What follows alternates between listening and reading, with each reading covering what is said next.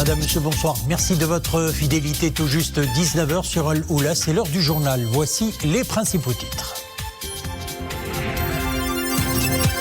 Sahara marocain, retour sur la reconnaissance historique des États-Unis de la souveraineté du Maroc sur son territoire.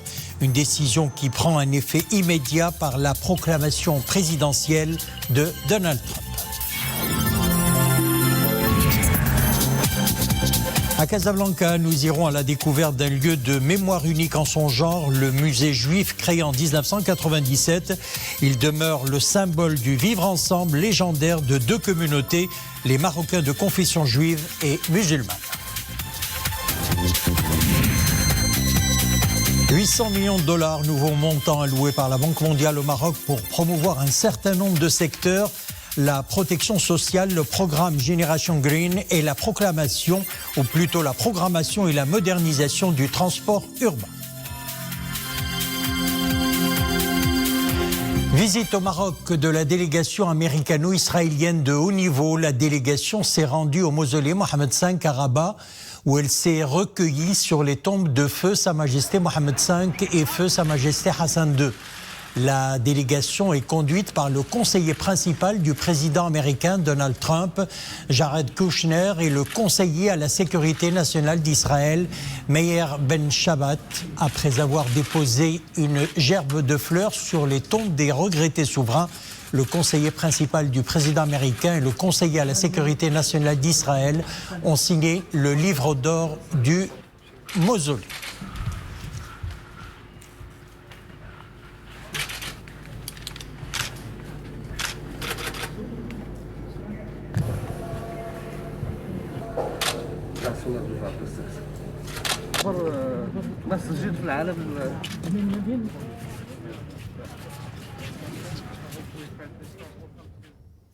La visite au Maroc d'une délégation américano-israélienne conduite par le conseiller principal du président américain Jared Kushner et le conseiller à la sécurité nationale d'Israël, Meir Ben Shabbat, a été amorcée par l'entretien téléphonique de Sa Majesté le Roi avec le président des États-Unis d'Amérique, Donald Trump, le 10 décembre dernier.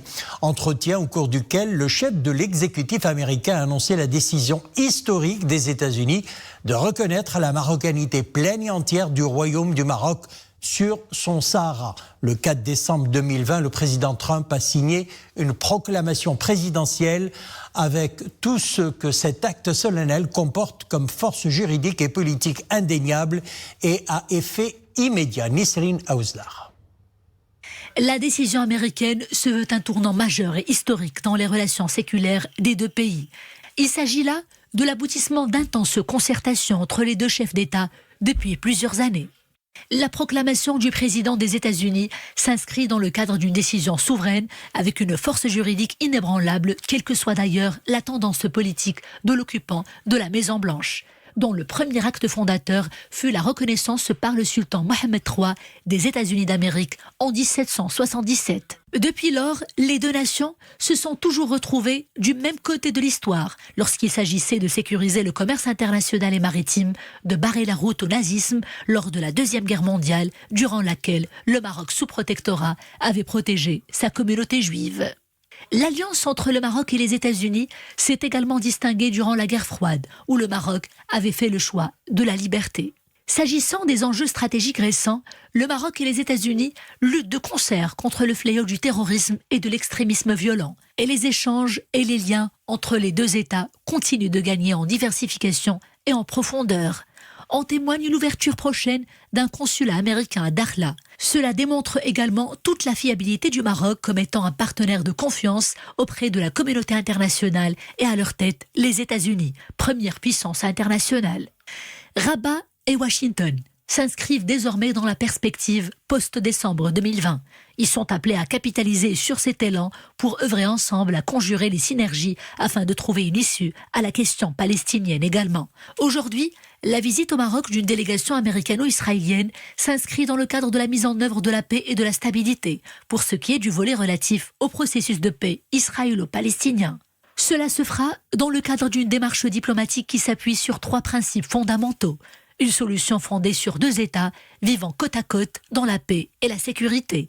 La négociation entre les parties concernées en tant que voie unique devant mener vers la dite solution et la préservation du cachet arabo-islamique de la ville sainte d'Al-Quds.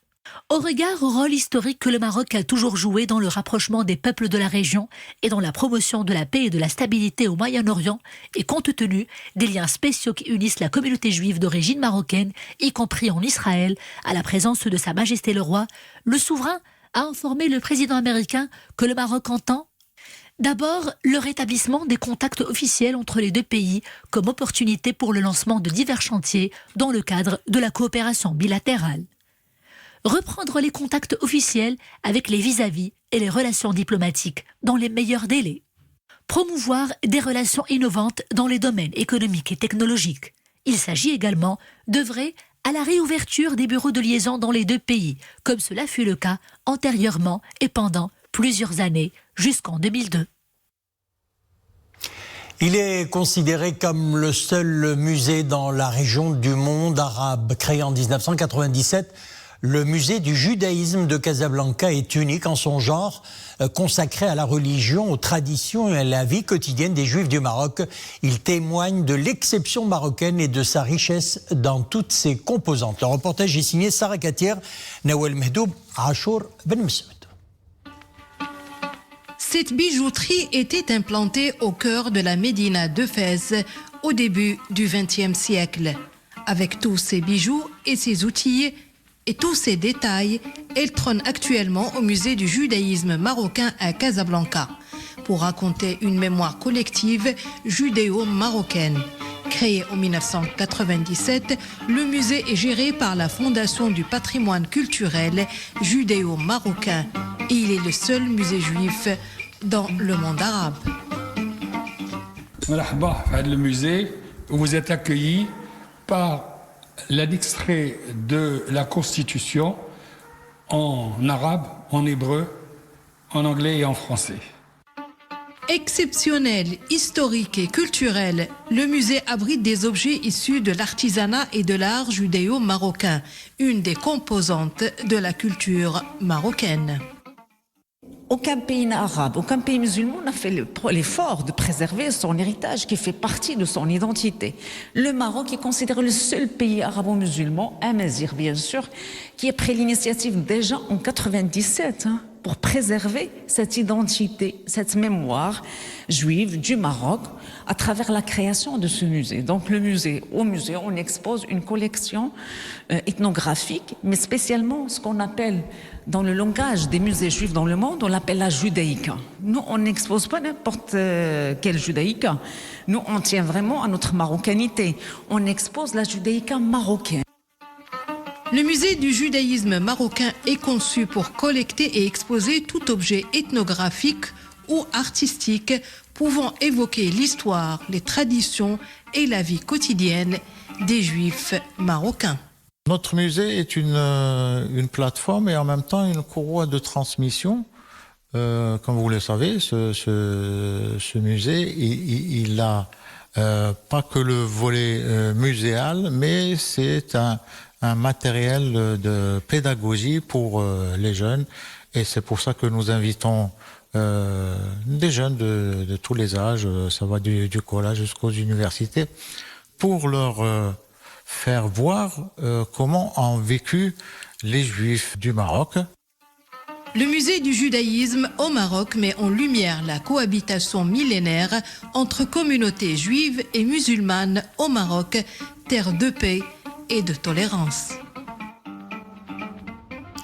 Sur la base des recommandations de la commission scientifique et technique concernant la nécessité de renforcer les procédures de l'état d'urgence sanitaire et de maintenir les mesures et procédures nécessaires pour lutter contre le coronavirus, le gouvernement a décidé de prendre à partir de demain, mercredi 23 décembre 2020 à 21h, et pour une durée de 3 semaines, les mesures de précaution suivantes. Ces mesures concernent la fermeture des restaurants, cafés, commerces et grandes surfaces à 20h, couvre-feu nocturne de 21h à 6h à l'échelle nationale, sauf cas exceptionnel, l'interdiction des fêtes et des rassemblements publics ou privés, la fermeture totale des restaurants à Casablanca, Marrakech, Agadir et Tanger pour une durée de 3 semaines.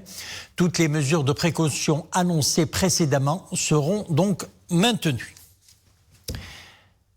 Et à présent, les principaux indicateurs de l'évolution de la situation épidémiologique au Maroc. 2646 nouvelles contaminations ces dernières 24 heures, 2791 guérisons recensées et 30 décès.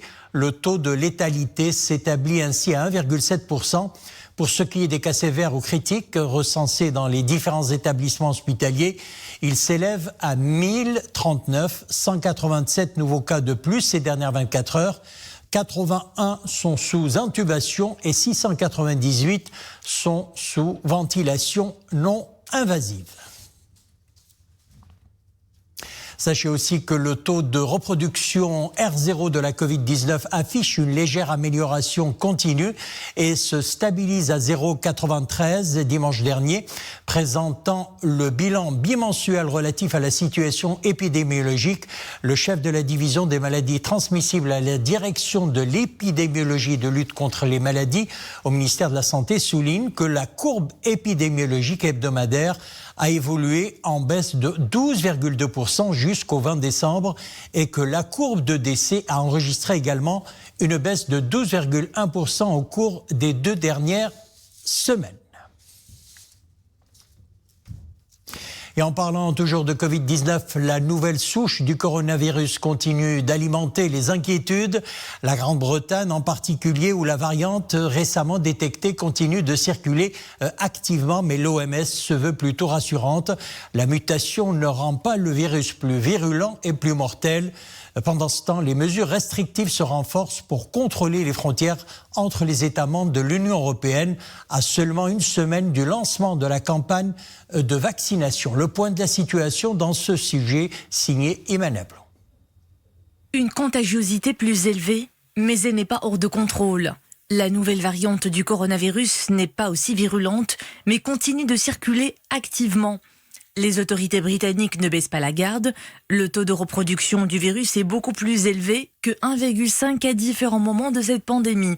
La nouvelle souche a été détectée chez plus d'1 millier de personnes à Londres et dans le sud-est de l'Angleterre.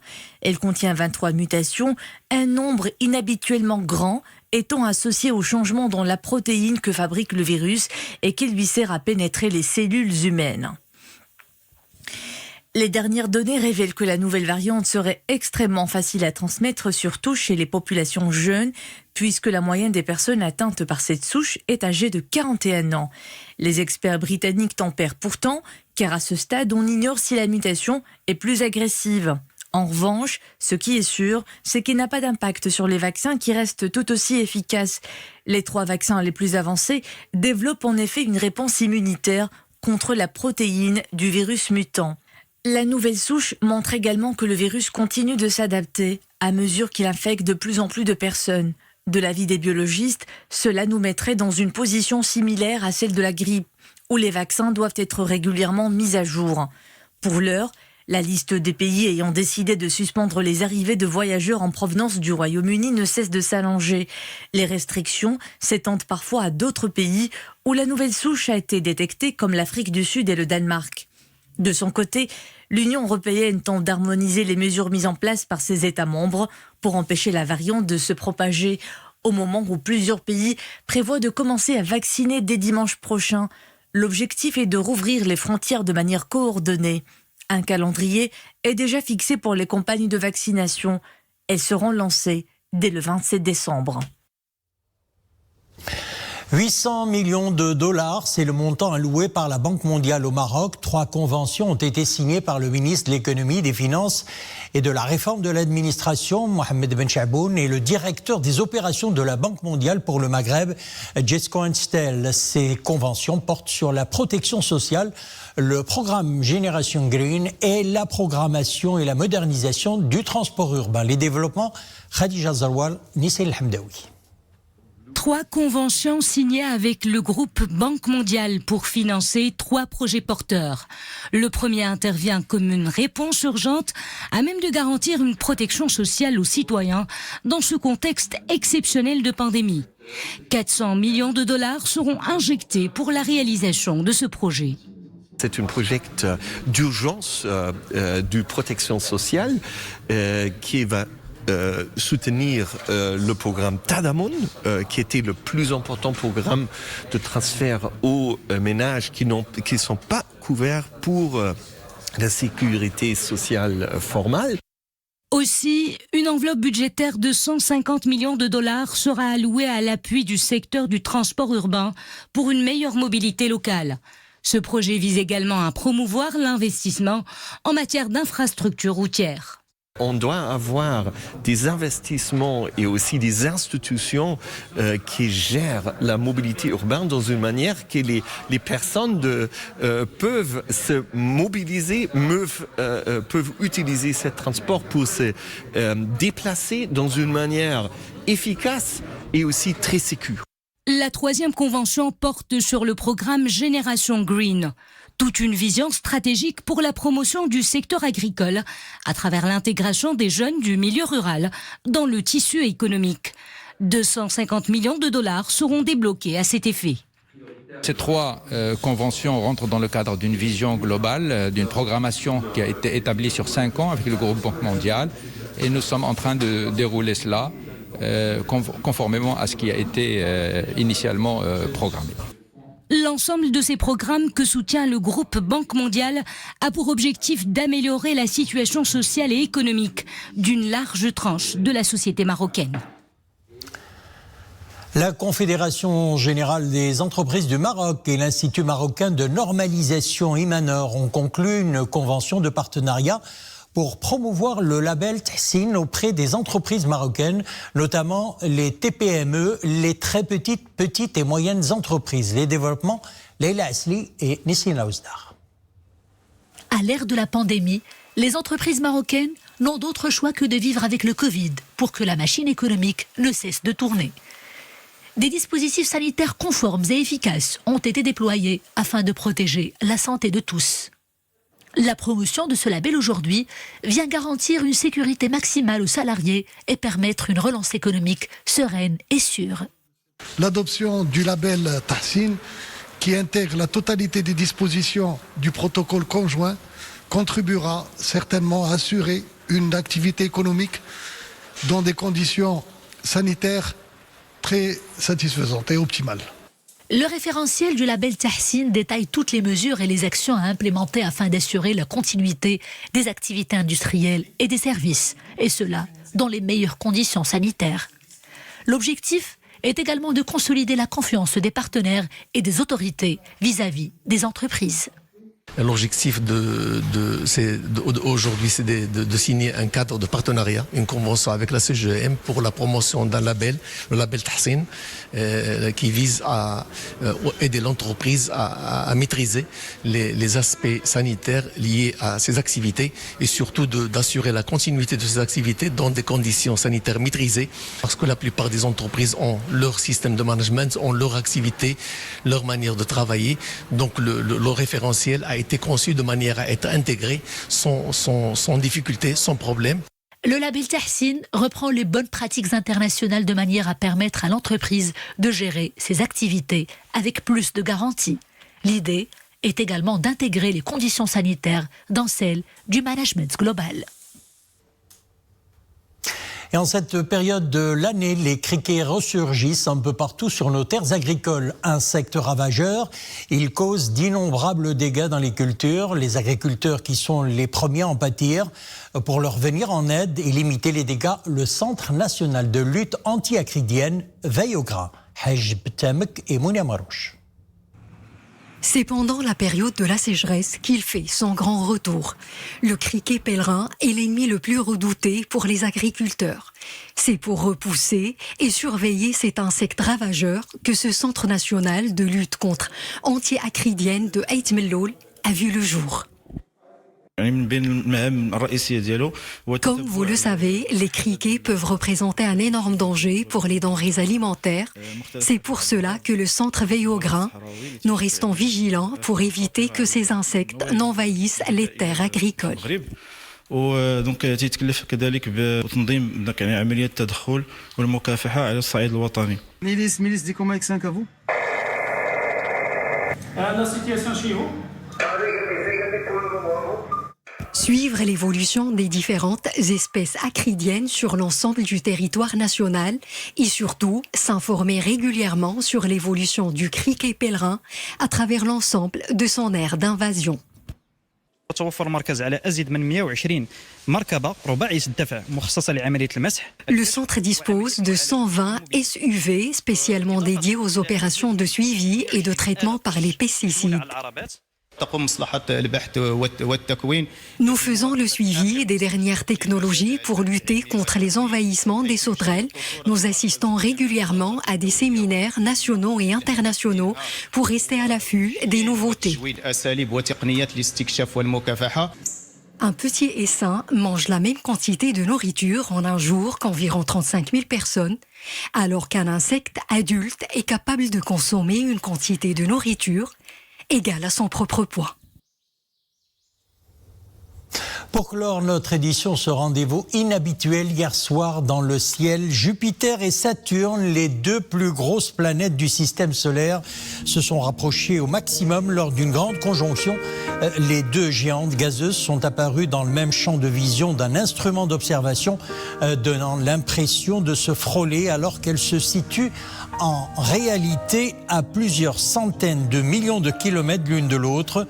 Jupiter, la plus grosse, fait le tour du Soleil en 12 ans, Saturne en 29 ans, et tous les 20 ans environ, les deux planètes semblent donc se rapprocher lorsqu'on observe la voûte céleste depuis la Terre. Le phénomène ne se reproduira d'ailleurs qu'en 2080. Voilà, c'est la fin de notre édition. Merci de l'avoir suivi. L'info revient à 21h. Excellente soirée, à demain.